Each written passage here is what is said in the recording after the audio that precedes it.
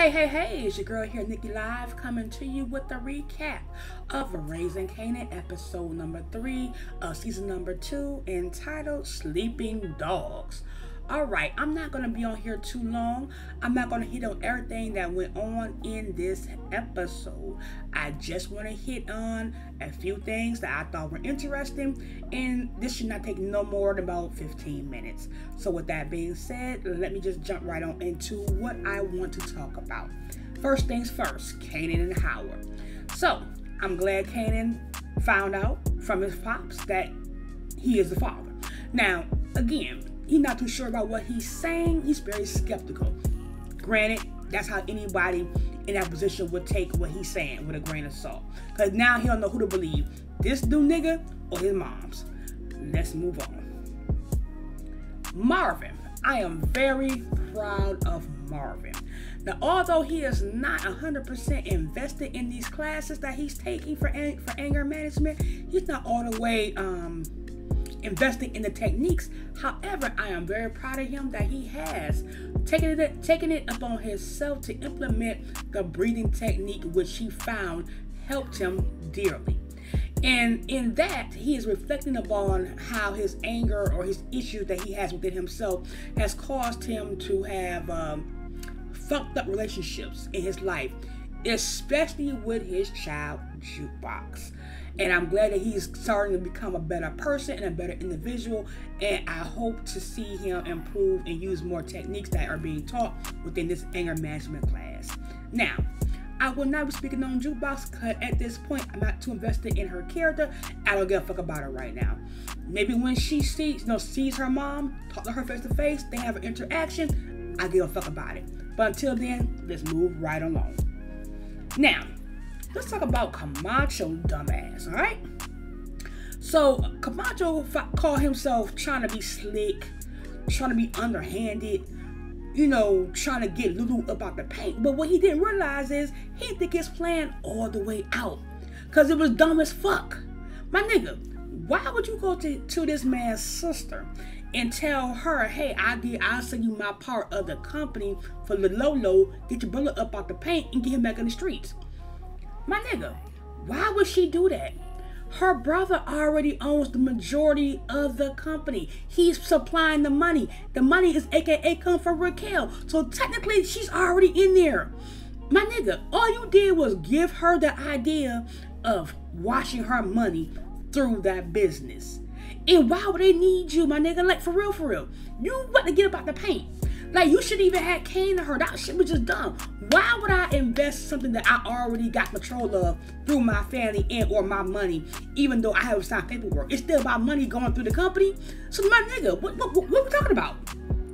That shit was just dumb. But okay, like I said, he thought he was trying to be slick, thought he was trying to get a one-up on Lulu, and in turn, he fuck himself. Let me move the fuck on, okay? Let's talk about Famous. Now, prior to Camacho going to see Raquel, he ran into Famous and to Sean. Ran into Famous and to Kanan, okay? Now, as they were talking, they were discussing about him finding an apartment and him possibly getting some free studio time, okay? Now, peep this right here. We all know Camacho has a little habit when it comes to drugs. He's into a whole bunch of other shit too that a child shouldn't be into. But we already know Famous already got a habit that he can't control. Now they say, I don't know how true this is, y'all let me know. They say weed is the gateway to the harder drugs. Now, let's just say Camacho puts a good word into his peoples. They give him the apartment, woo. But what if this environment he going into is an environment that he ain't ready for? AKA that crack rock. I feel like he's gonna get involved or start hanging more so around Camacho for two reasons.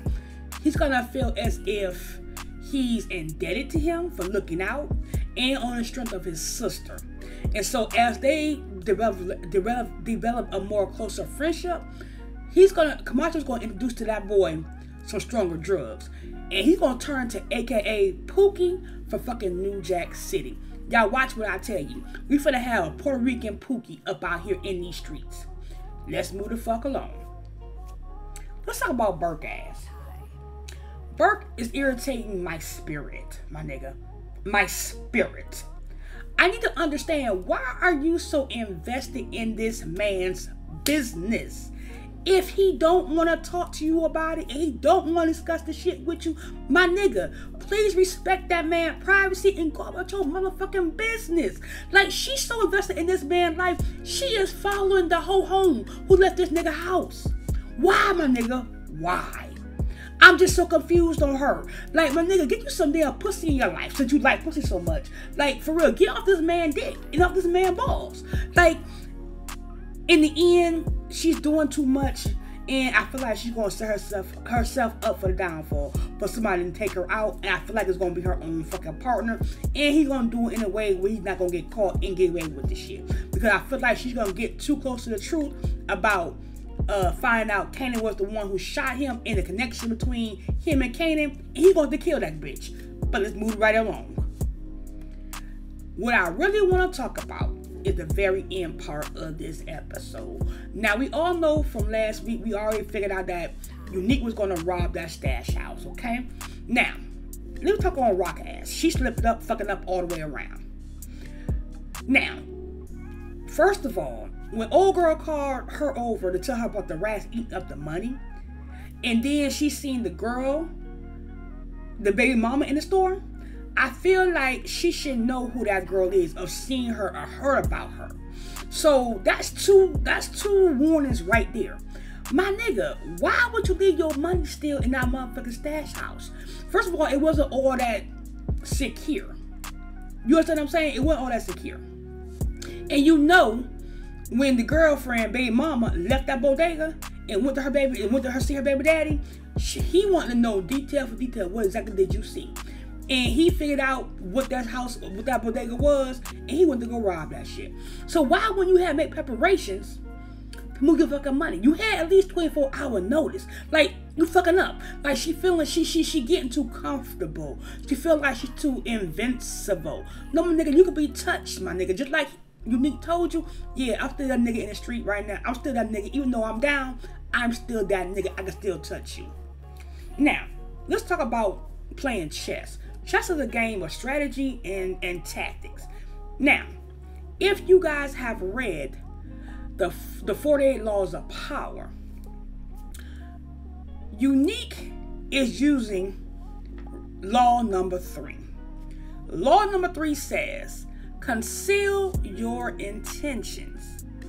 Always hide your true intentions. Create a smokescreen. If you keep people off balance and in the dark, they can't counter your efforts.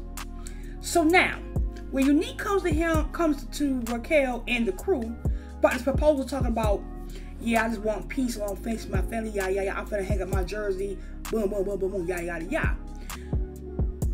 Why would you think this nigga is gonna lay down? That's not in his mentality. That's not in his spirit. He really a corner boy who figured out a way to get to the top. And if he did it once, my nigga, he could do it again. Just because he's down don't mean he out. And not to mention, when you desperate and you got shit to lose, my nigga, you gonna make desperate fucking moves. You feel me? So, in my opinion, he playing the game against Raquel because he's definitely hiding his intentions, throwing up this smoke screen, talking about he want peace for himself and his family, only for him to make up a plan to get back on top. Now, where Raquel fucked up at with this 48 Laws of Power, she didn't use rule number 15. Fucked up here, Raquel, you fucked up. Rule number 15 says, crush your enemy totally. Crush your enemy completely. If you leave even one ember smothering, it will eventually ignite. You can't afford to be lenient.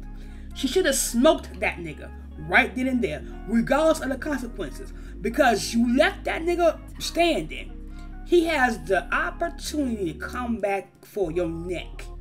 And I feel like he just waiting for the opportunity, and he finna start putting together back the pieces of his life and gonna come up for your neck. I feel like before the end of the season, Unique is gonna be on his way back up to the top, if not there. But he will be on his way back up to the top. And one more thing before I get up off of here. At the very end, Howard pops up again on my nigga Kanan. It reinforces the fact that he is the father. And my nigga don't believe shit your motherfucking mama saying that the bitch is lying. And not to mention, them niggas threw on the classic Backstabbers as the motherfucking outro. I said, clap it up. Cause if Backstabbers wasn't what was needed at that very point in time, cause them motherfuckers damn people smiling in your face all the time, I'm gonna take your place. Backstabbers. So anyway, all in all, that was my recap of this week's episode. Like I said, I just want to do short and sweet and to the point. Hit on the key things I want to talk about and give y'all just that little bit of tea. So again, y'all comment, y'all like, and y'all subscribe to the channel. And yeah, let me know what y'all think. Holla at y'all later. Peace.